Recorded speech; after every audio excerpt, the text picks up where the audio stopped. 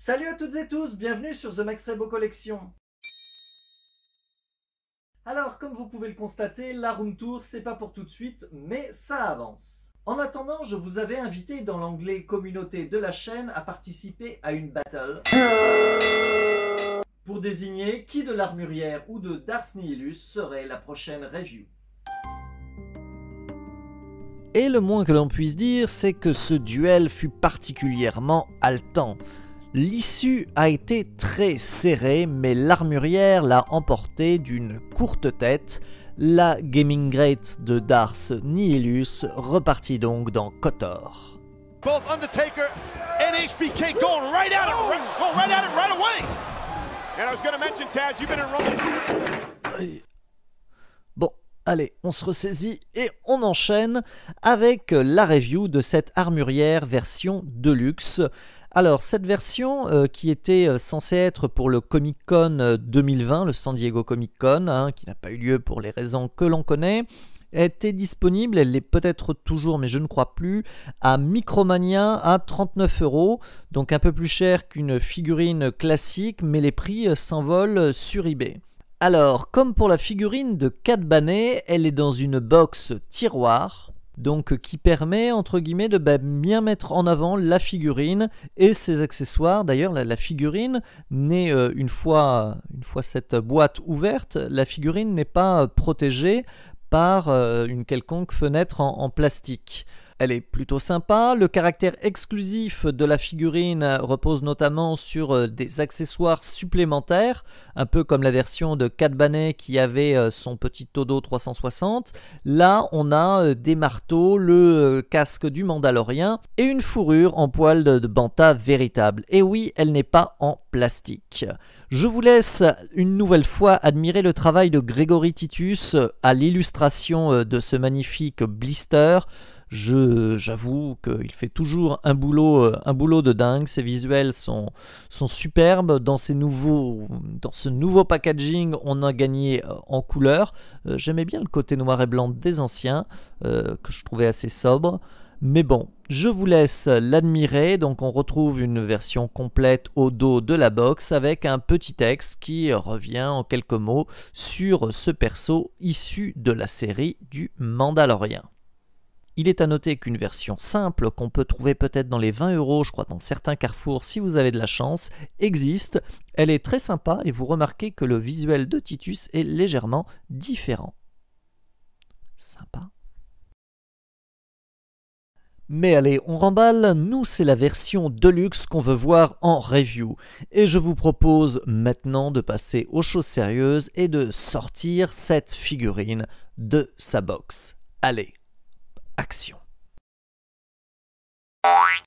Alors d'entrée, je ne vous le cacherai pas, je trouve cette figurine particulièrement cool car c'est un Mandalorien déjà assez original qu'elle représente, avec ce casque couleur or qui pour le coup fait très Grèce antique.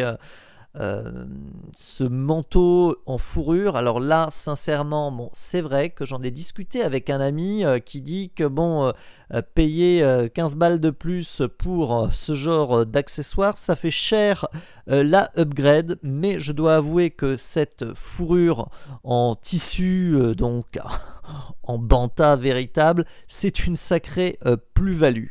La cuirasse de cette figurine est brune, elle varie assez des autres armures mandaloriennes qui sont à chaque fois cool, mais bon, qui finissent tout de même par un peu se ressembler. Là, c'est vraiment une sculpture 100% inédite. C'est pas comme le Loyalist ou le Mando version Maul qui utilise la même sculpture, même si c'est des figurines très réussies. Là, c'est quelque chose de 100% inédit.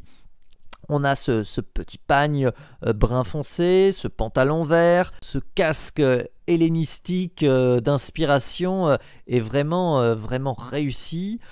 On le croirait tout droit sorti d'Assassin's Creed Odyssey, mais c'est surtout qu'il change vraiment des autres designs et en plus le côté or rend plutôt bien.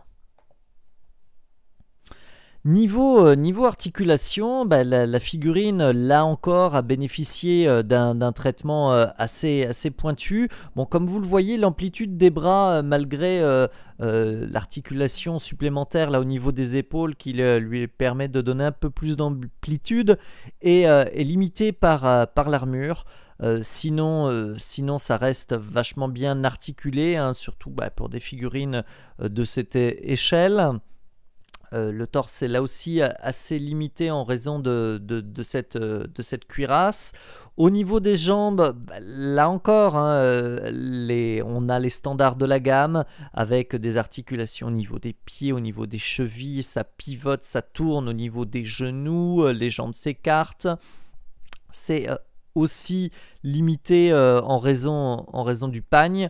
Mais ça offre beaucoup de possibilités, et notamment bah, pour recréer plusieurs scènes iconiques du film, enfin de la série. La preuve avec quelques mises en scène en photo.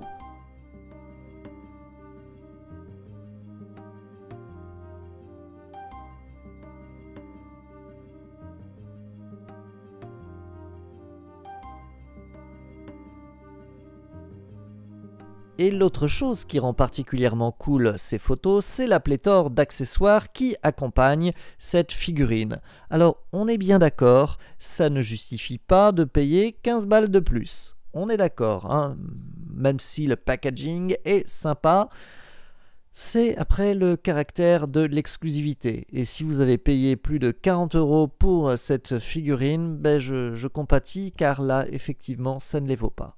On retrouve ainsi le casque du Mando avec une finition jaune doré légèrement translucide pour recréer les effets pyrotechniques. Effectivement, l'armurière est en train de forger, donc d'utiliser ses pinces, ses marteaux dans les hauts fourneaux, et ce côté translucide symbolise la chaleur. On a même ce petit accessoire qui représente les éclats, les étincelles pour la séquence flashback.